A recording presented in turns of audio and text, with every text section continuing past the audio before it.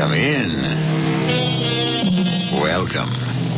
I'm E.G. Marshall, chauffeur of this ominous omnibus, which makes unscheduled stops for terror, suspense, and murder.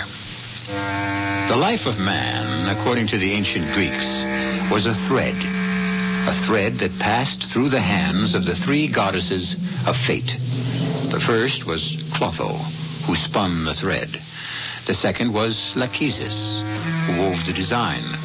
And the third was Atropos, grim, implacable Atropos, who used the sharp and terrible shears.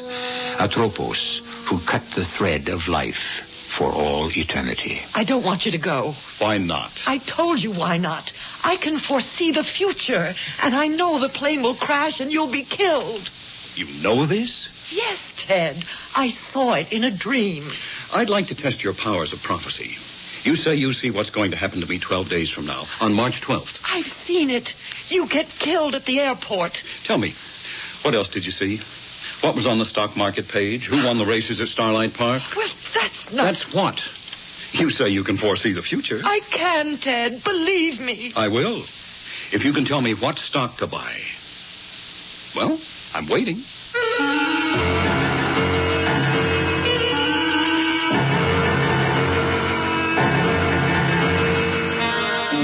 Our mystery drama, The Ideas of March, was written especially for the Mystery Theater by Sam Dan and stars Nina Foch and Les Tremaine.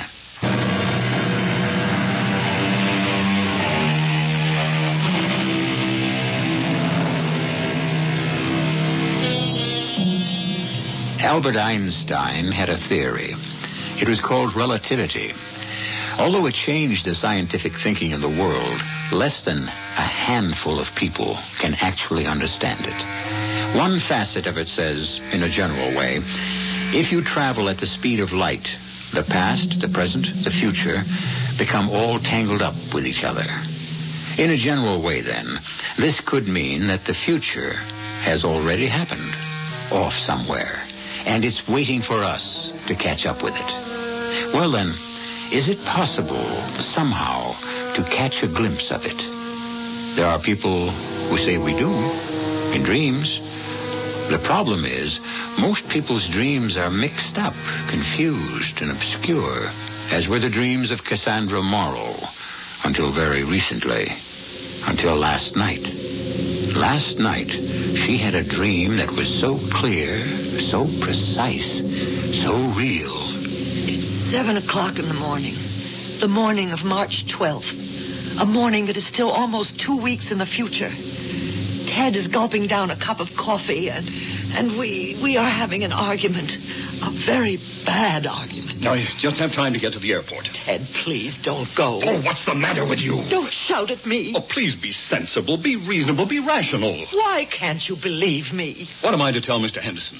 I can't go to Chicago because my wife had a bad dream? You won't live to get to Chicago. That plane will crash on takeoff. Cassie, this is the biggest day of my life. If you go to the airport, it will be the last day of your life. Henderson has called a special meeting of the board of directors. These important people are coming in from all over the country to meet me. Me!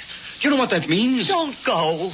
I saw the flames. I heard the sirens. Oh, damn. You've made me so nervous I've spilled coffee all over my new jacket. The jacket? Lucky it's got brown flecks. No one will notice it. The jacket? How could I have known about the jacket, Ted? Look, call your mother or my mother and have lunch. The jacket, the cop, the sign. How could I have known all that? Cassie, you just don't want to face the truth. What truth? Deep down in your heart, you don't want me to take the job. That isn't true. Go tomorrow. The meeting is today. Telephone. Say you're sick. I can't. Say I'm sick. Oh, I don't know what's gotten into you. You better call up Dr. Miller for an appointment. I saw it all so clearly. Look, I can't argue anymore. I have to make the plane. I'll be home for dinner. Might as well drive my own car to the airport. Goodbye, Cassie. Ted! I'm going, and that's all there is to it. I'll call you from Chicago. Ted! Ted! I want to stop dreaming, but I can't. I hear the car starting up in the driveway. What an incredible dream I'm having. Never was there such detail. I could hear the percolator, the ticking of the clock, There was a whippoorwill that started his song outside the window every morning, and now I heard him, too. Ted's car pulls out of the driveway. I had to stop him. I would stop him. I'll catch him before he gets to the airport. I back my car out of the driveway. I race with the turnpike. I disregard stop signs, traffic lights, and it isn't long before I hear...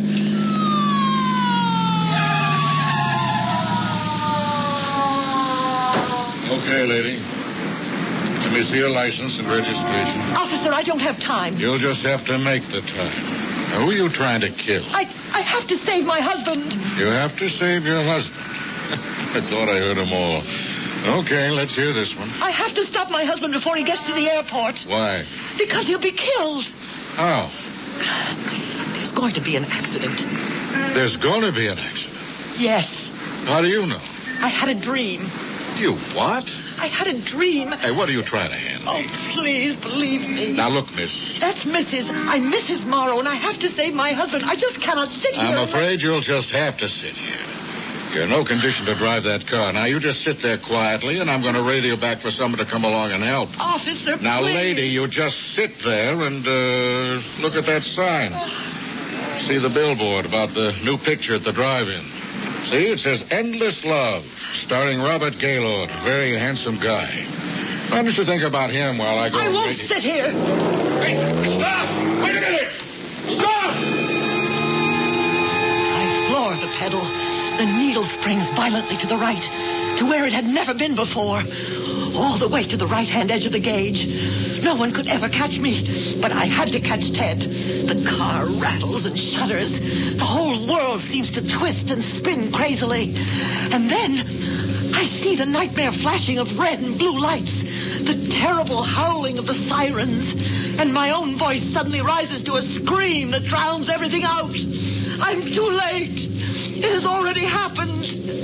I see Ted's body, mangled, bloody, lifeless, and my scream dies to a moan, a low and terrible moan. Oh. Cassie, wake up. Angel, wake up. Darling, wake up. You're having a bad dream. A dream. A dream. Yes. It was a dream. All a dream. Something really must have scared you. Yes. Yes, it was... it was... Tell me about it. Oh, it was so clear, so exact. You know, sometimes you dream and it feels so real. Well, what was it? Oh, it was silly. Tell me. No. Oh, why not? Because I would dearly love to forget it. And if I talk about it, I might dream it again. And, I'm so tired. Well, you should be worn out from that dream. I just want to get back to sleep again.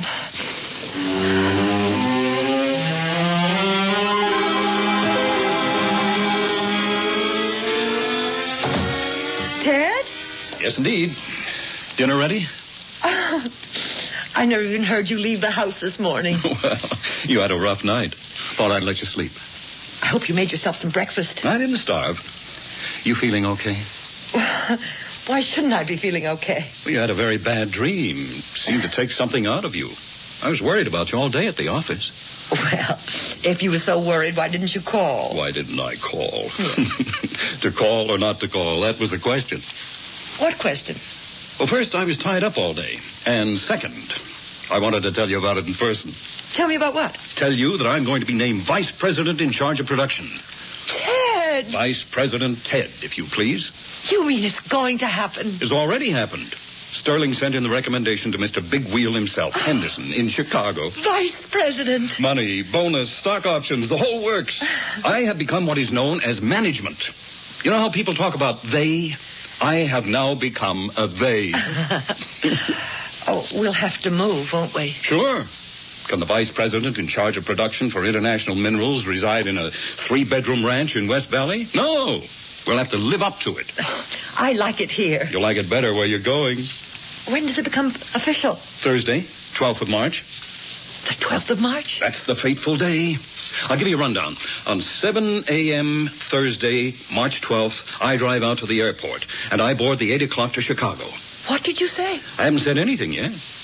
Listen, there will be a luncheon session of the board of directors, at which time I shall be named VP in charge of production. In Chicago? Well, of course. Why? Why? Cassie, that's where the international headquarters of the company happen to be. Ted. Something wrong? Oh, I don't know. Well, then something has to be wrong. What is it? I don't know what to say. Please, tell me. Well, I don't know how. Well, try. You know that dream I had last night? I dreamed that it was 10 days from now. The Thursday morning of March 12th. Well, that's a coincidence. And I dreamed I tried to stop you from going to the airport. But why? Because there would be an accident and you would be killed. That's what I dreamed. Oh. Well, I hope you woke up before anything drastic occurred. No, I didn't wake up. Not until I had seen the ambulances and the emergency crews and... And what? And I saw you dead. Are you sure I was dead? Please, don't make me talk about it. Oh, don't make me think about it. It was horrible. Well, forget it. Why did I have a dream like that, Ted? Why should I dream that? That you would die in an airplane accident on March 12th. I don't know. You're probably scared of me flying. When you heard that I was scheduled to go to Chicago... No, Ted, you're not listening. This was last night, before I knew you were going to Chicago on the 12th. Before you knew. Darling, there's an explanation for everything. Well, how do you explain this? Well, let's see if we can analyze the thing. March 12th, what, if anything, is significant about that date? Does March 12th mean anything to you? No. March 12th? Oh, of course. What is it? I know why you don't want me to go to Chicago. Why? Because that's where Marcella Thornton lived. Oh, Marcella. I haven't thought about her in years. Oh, is that so? You forget that Marcella and I were supposed to be married 12 years ago. On what date? March 12th? Oh, but Ted, I knew it was over between you and Marcella. I knew you chose me. But a little residue of doubt may still be lurking in your subconscious. Oh, it was 12 years ago, the 12th of March. All those 12s coming up must have overwhelmed you. No, Ted, no. Nothing inside of me brought this on. It was as if I had been allowed to live in the future. And I had a glimpse of what was going to happen. Oh, you don't believe that, do you? I mean, you're a sensible, rational woman. You know, you just know you can't see into the future. Now admit it. Well... Look, on the basis of that dream, do you want me to cancel the trip? Well? No, I suppose not. Why don't we forget it? Incidentally, there was a sale at Rossmeyer's. I picked up a honey of a jacket. Oh, it's about time. You need new clothes. Yeah, let me open the package. I was thinking of wearing this to Chicago. They're a very informal group. Oh, no, wait. Ted, wait. Before you open the package, see if I can tell you what color it is. It's gray with brown flecks. Well, how did you know? You must have been spying on me. There, see? Oh. It's exactly the way you described it. Ted, that jacket. That's the jacket you were wearing in my dream. That's the jacket you were wearing on Thursday morning, the 12th of March.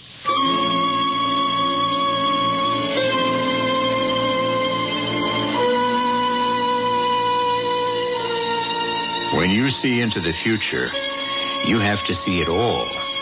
All the basic details, all the fine points, all the odds and ends. What are we dealing with here, anyhow? Is it coincidence? Or is it out-and-out prophecy? We always play fair. You might consider her name. For example, do you know who Cassandra was? Well, we'll explore it all further when I return in just a few moments with Act 2.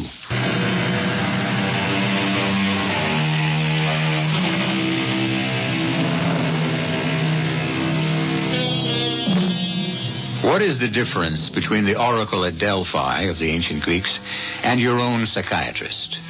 The oracle stated that your dreams reveal your future. Your psychiatrist will contend that your dreams illuminate your past. Albert Einstein reconciled the two by saying both past and future can exist at the same time. Is everything clear? It is to Cassie Morrow, who had a terrible dream the other night. It's a coincidence. I dream that you're killed at the airport.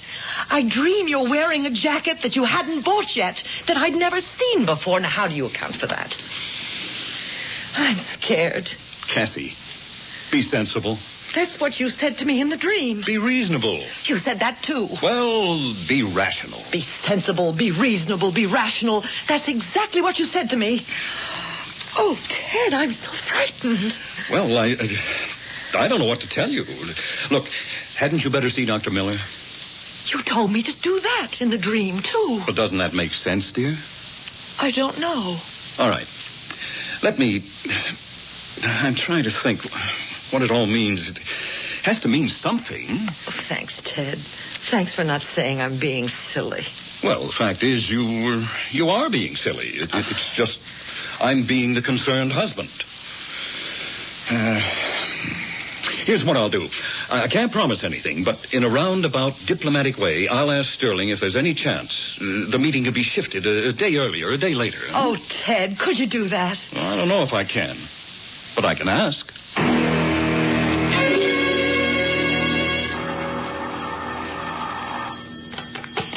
Hello? Cassie, What is it, Dad? Look, on this thing, this dream of yours, well, What? I couldn't even bring it up. Sterling hit me first thing. He said March 12th is going to be a big event at the company. They're even bringing in the European people, and I just couldn't, I couldn't ask. Oh, Ted, you must. Honey, everybody has bad dreams, and this is the 20th century. I mean, look, maybe you had better go see Dr. Miller. And what will he tell me? I don't know.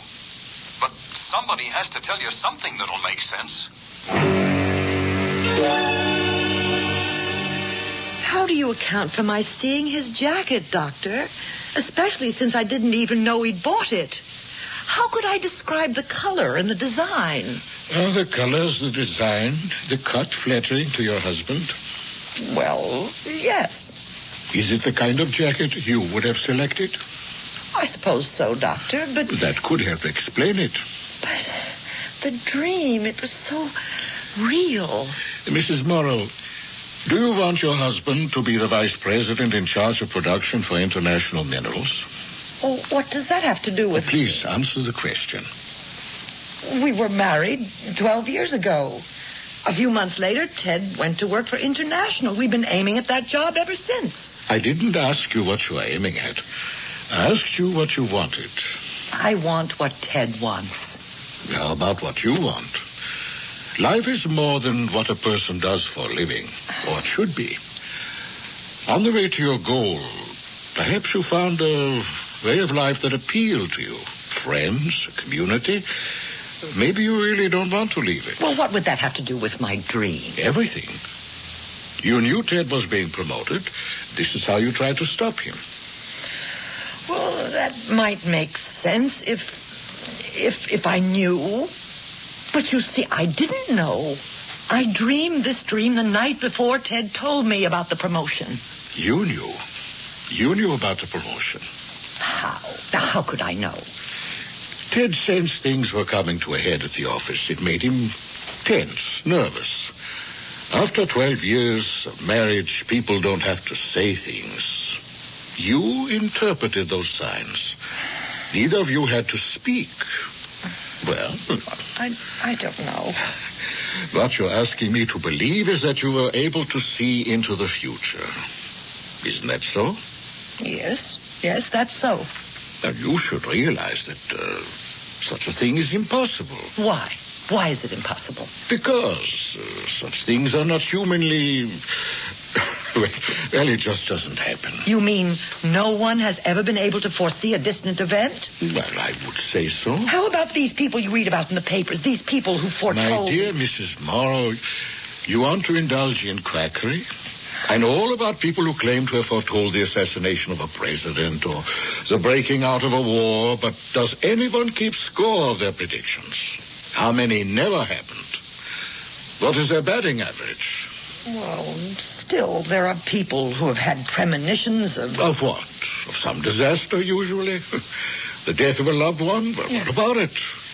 If you keep worrying about something constantly and one day it happens of its own accord, that's not prediction. That's coincidence. I know. All the arguments are against me. But I know I saw it all so plainly. I'm trying to tell you why. You don't want him to go. I wouldn't stand in the way of his becoming VP in charge of production.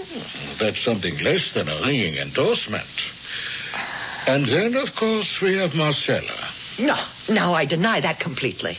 Is Marcella married? I don't think so. Well, is she? Well, no. What is she doing now? She's editor of a fashion magazine in Chicago. When did you see her last? I never really met Marcella. Oh, then you never saw her. Oh, well, I did see her. It was a few days ago on a TV panel show. Oh? And how did she look? Beautiful. So, here we have Marcella. Beautiful, surrounded by glamour, while you have been Mrs. Housewife these past 12 years. Did Ted see the show with you? Yes. What did Ted say? He said, there's Marcella, as beautiful as ever. Did he discuss her after the show was over? No. Well, did he say anything else about her? You mean all he made was that one remark? Yes. But you couldn't help thinking that, quietly, he was comparing the two of you. I didn't think anything of the sort. And didn't you think, oh, my Lord, I hope he never goes to Chicago? I'm not worried about it. I know he chose me. And we have 12 years together. And they mean something. Mrs. Morrow, I think you must come to grips with your insecurity. You're afraid of Marcella. All I know is I had a dream. I saw my husband killed. It's not what you saw. It's why you saw it. Okay. Let's say it's nothing more than my subconscious insecurity. Okay. But how could I dream the details? The details of the future. The jacket. We've already accounted for the jacket. Well, how about the other details? Well, such as? The police officer. He stopped me just outside the drive-in movie at the Turnpike. And he said, why don't you look at that sign and fantasize about Robert Gaylord while I get you some help? He said that? Well, I haven't been near the Turnpike in weeks. I never go to that drive-in. How would I be able to read a billboard, Endless Love starring Robert Gaylord? How would I see that? Well, there must be an explanation. Oh, everybody keeps saying there's an explanation, but nobody explains it. Have you got a phone book? Yes, right over there. Oh, thank you. Turnpike, drive-in. Here it is. 207-8308. May I? Yes, of course. Everybody says be rational, be sensible. I am rational. I am sensible. What I saw was real, and I'll prove it. Turnpike driving. Can you tell me what it says on your marquee? It says what's playing. What else would it say? Can you tell me what's playing, please? Be my guest. The Love Racket, starring Jenny Bailey. That's what it says? Uh-huh. That's what we got showing. I see. Hey, come on out. Bring your husband or boyfriend. Hey, I got a dynamite idea. Bring them both. What is it? Nothing. I was wrong. It was just a dream. Well, of course. I mean, it was just a dream. A dream like any other dream, and it probably means nothing at all. Well, it probably means something. Oh, but it doesn't mean... It doesn't mean I foresaw the future. What made you change your mind suddenly? Well, I was wrong about a significant detail. The movie. So, I could be wrong about all of it. The accident, too. Oh, thank you, Doctor. For what? Oh, I feel so much better.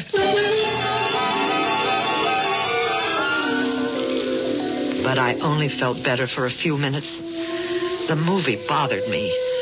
I knew what I had seen on the billboard so clearly, so plainly, and it occurred to me I had better ask that question again, and differently. Are you the manager? Yeah, I'm the manager. Oh, you got a beef already? Show hasn't even started. Can you tell me what your billboard will read on Thursday morning, March 12th, 9 days from now? What will the attraction be? Oh, lady, you said the magic word, attraction. We're going to have Dynamite Robert Gaylord in Endless Love. And the sign that faces the turnpike? Well, of course, it faces the turnpike. How else would people be able to read it? Will it read Endless Love, starring Robert Gaylord? Well, what do you want it to read? Those are the facts, ain't they? Yes. Yes, those are the facts.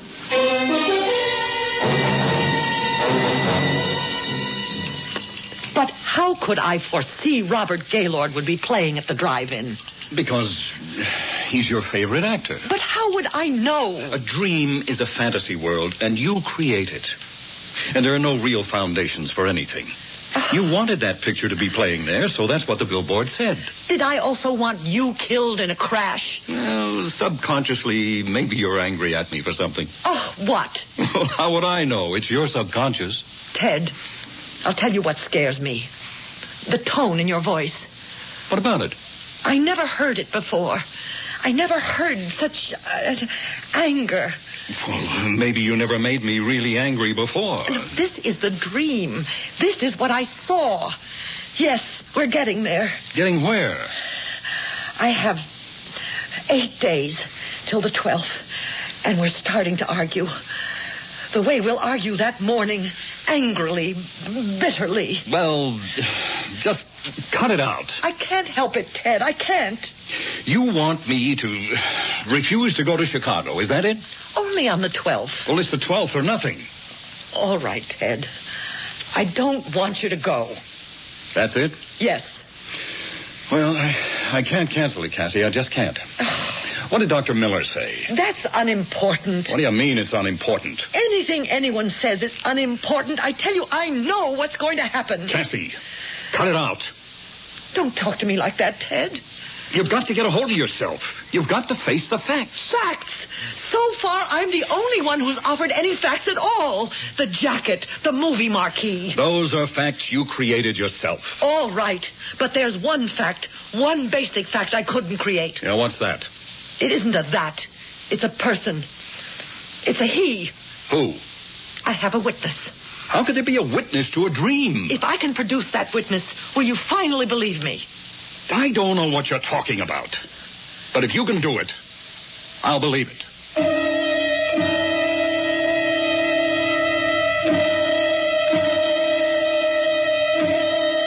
Who is this person who can vouch for the authenticity of Cassie's dream? If she says there's a person, then she definitely is able to name that person. And since we try to play according to the rules, you know we aren't going to drag in anybody out of left field. That person has to be someone you've already met. But who? I'll be back in just a few moments with Act 3.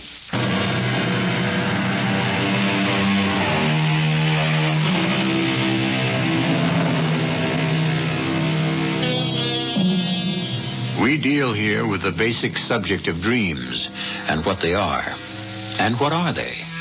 A kaleidoscope of what has already happened? A churning maelstrom of our hopes, fears, and desires? Or are they windows into the future?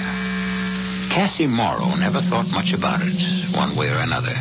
But right now, it's all she can think about. Okay, I'm listening. Who can prove you had this dream of yours? 7 o'clock on the morning of the 12th. You storm out of here. Oh, I never stormed out of this house in my life. Oh, you will. You will. We're getting there. We're building up to it. The proof? The guy who can prove it? I followed you in my car. I break every law in the book. Yeah, the world's best driver you never were. Now, please, listen. A cop comes up. He pulls me over to the side of the road. I hope he threw the book at you. Oh, please, listen. Oh, it's only a rehash of what you told me. You said a cop stopped you on the way. I know, but let me tell you about him. He was a cop I'd never seen before in my life. So? Now, let us suppose he's a real cop. What if there really is an Officer T.J. Belden? Who is Officer T.J. Belden? The cop who stopped me. You mean he introduced himself? No, I read his nameplate. He had a nameplate on one side and a marksman's medal on the other. Oh, how many hundreds of cops have nameplates over one pocket and marksman's medals on the other? How many cops are named T.J. Belden? How many cops have red hair, blue eyes, and a scar on their chin? Oh, hey, what is this? Your eyes take it all in. Maybe you don't think you notice it, but your eye sees it. And you can recall it if you try.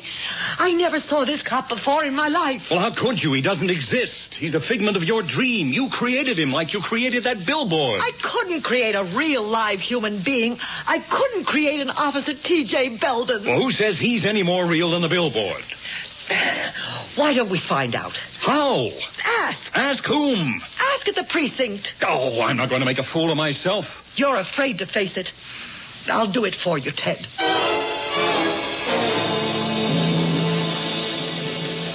Yes, ma'am. We patrol the turnpike between here and the airport. Sergeant, would you have an Officer Belden? A T.J. Belden? Why do you ask, ma'am? Well, Do you wish to register a complaint? No, not at all. I just want to know. Lady, the personnel of any precinct is a matter of record. I couldn't keep it from you. I'm not saying... If it came to it, you could have a lawyer compel the department. No. I only want to know if an officer named T.J. Belden will be patrolling the turnpike on the morning of the 12th. Look, ma'am, we have no Officer Belden. Oh. I don't know the man. You might go to Central Headquarters downtown. I see. Thank you. It makes me feel wonderful to hear that. Oh, thank you again. Now, finally, the thing could be laid to rest. If a dream is to be more than a fantasy, then all the details must be real. And if I had fantasized an Officer T.J. Belden, then I could have fantasized the rest. And I was feeling wonderful as I walked out the door. And then I saw him coming in. A tall, reddish-haired cop with blue eyes, a scar on his chin, a marksman's medal over his right shirt pocket, and a nameplate over the left which read T.J. Belden. I thought my heart would stop. I stood by the doorway. I watched him approach the desk. Patrolman T.J. Belden, Sergeant. I'm being transferred on the 12th here. My papers. Belden, huh? Hey, where have I heard that name before? Oh, yeah. Just a minute ago, some dame was asking for you. Dame asking for me? How'd she know I was coming here?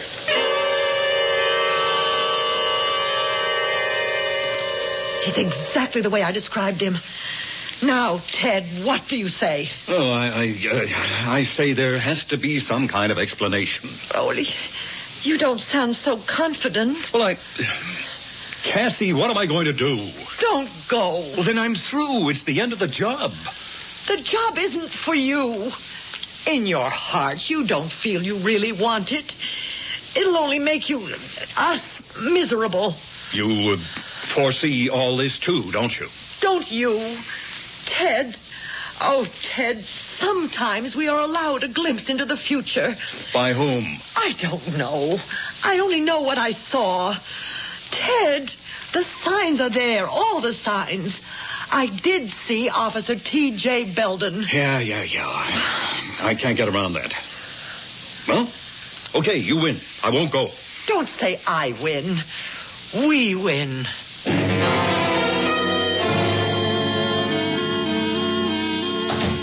Hi. Just in time for dinner. Steak. Yeah. Oh, you sound low. A drink? No. Well, what happened after you told them you couldn't make it on the 12th? I bet all your fears were groundless. They can't afford to lose a good man for a trivial reason. What did they say when you told them? I didn't tell them. You didn't? But I thought you'd agreed not to go to Chicago. Yes, I did. I did because you scared me. All I told you was the truth. You scared me with Officer Belden. After all, how could you conjure him up out of nothing? I never saw him before in my life. Well, if that's true, then it wasn't a dream. Then it was truly a prophecy. If it's true, if you never saw him before. I never did. But it isn't true. You did see Officer Belden before. Oh, that's impossible. Then you brought him back into a dream. But I tell you... 5 years ago, you were ticketed for driving through a stop sign. I don't remember. Look, this thing about Belden, it bothered me and bothered me. Why not? My whole future was at stake. So I didn't go to the office. I drove around thinking, just thinking.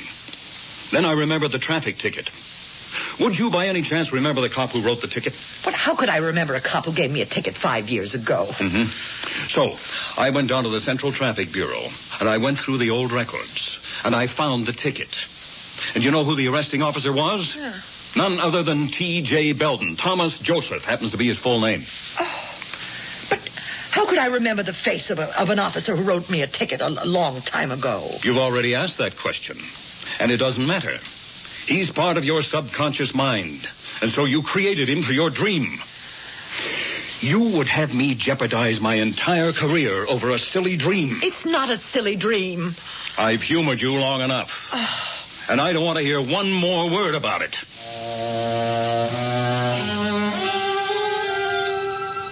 The days passed, and we hardly spoke. Because what was there to speak about? And then, it was the morning of the 12th. The morning I had dreamed about 12 days before. And suddenly it was the dream come to life. Words exploded between us. Be sensible, be reasonable, be rational. What the damn? Spilled coffee all over my new jacket. The jacket? How could I have known about the jacket, Ted? The jacket, the cop, the movie sign. How could I have known? Look, you won't face the truth. Deep down in your heart, you don't want me to go to Chicago. You're afraid of Marcella. You don't want me to take the job. Go, but go tomorrow. I'm going today. And that's all there is to it. I'm living through it again. But this time I'm awake. Wide awake. I'm not dreaming. I know I have to stop him. Stop him somehow before he gets to the airport. Before he gets on that plane. Before that plane takes off. In the dream I was too late. But this time I'll go faster.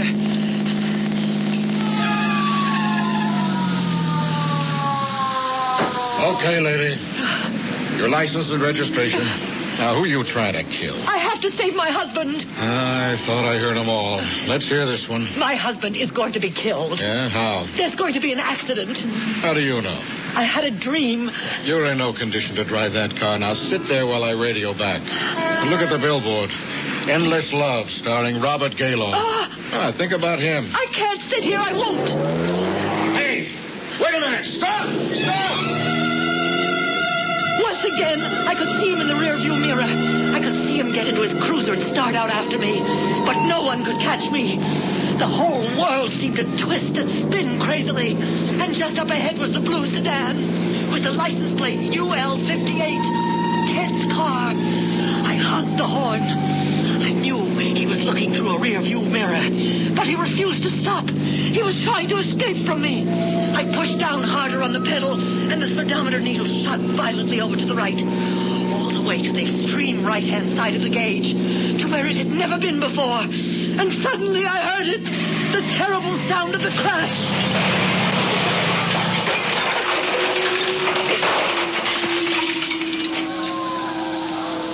And for a while I didn't know anything. And then suddenly, all around me, I heard sirens. I could see flashing lights, red and blue. I had been too late. The plane had taken off. Ted was dead. And then I saw a familiar face. The helmet, the red hair, the blue eyes, the nameplate. T.J. Belden. And I could hear his voice. I think this woman's alive. Get the ambulance over here. No, this is a bad one, Sarge. She rear-ended him at over 100 miles an hour. Yeah, poor guy, he's gone. According to his wallet, he's a Mr. Ted Morrow. Does she have anything in her purse? Yeah, here's her license. That's funny. Her name is Morrow, too. Cassandra Morrow. Same address. Yeah. Yeah, she said she was trying to stop him. Stop him from what? Stop him from getting killed. Hey, this is the dame. Which dame? The one who was asking about you. How do you figure it? Beats me. Sure beats me.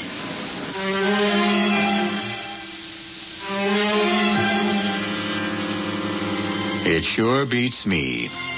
That's how we dismiss so many things in this world. So many things we don't understand. We can't explain.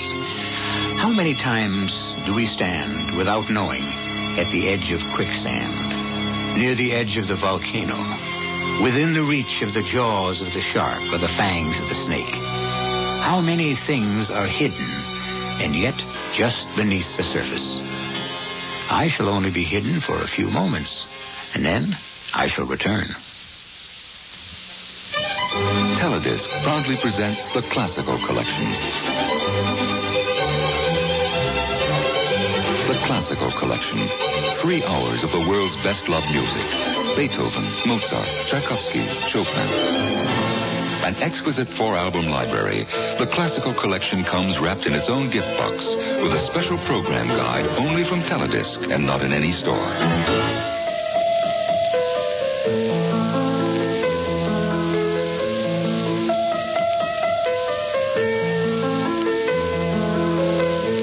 Call 1-800-642-7400. The Classical Collection, your musical treasure for years to come. Call 1-800-642-7400. Operators are standing by. Credit cards accepted and satisfaction is guaranteed or your money back. Call 1-800-642-7400 to order your copy of The Classical Collection today. I fell for it. They said save big on long distance over AT&T. Then I found out they were comparing their discount plan to AT&T's regular prices. Talk about holding back the facts. There were no big savings. They never mentioned AT&T's savings plan, Reach Out America. Saves you money 24 hours a day. But not a word. Nada. Guess they wouldn't have much to talk about anymore, huh? People who thought they could do better than AT&T are coming back for the real value. Aren't you glad you never left? AT&T, the right choice.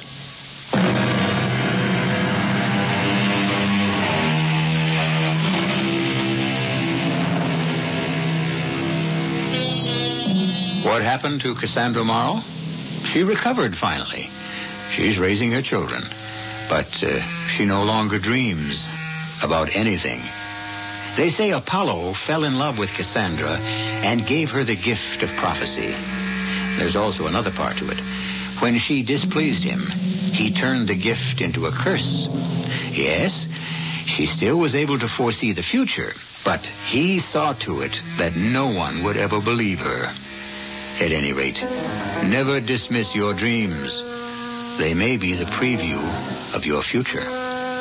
Our cast included Nina Foch, Les Tremaine, Brett Morrison, and Lou Krugman. The entire production was under the direction of Himan Brown.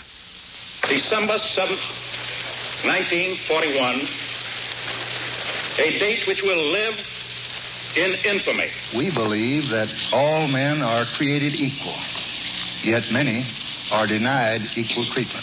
We proposed the most sweeping and generous arms control proposal in history. We offered the complete... Every president has had to face tough decisions in his term of office. Many discuss them with their vice president, members of their cabinet, and Congress.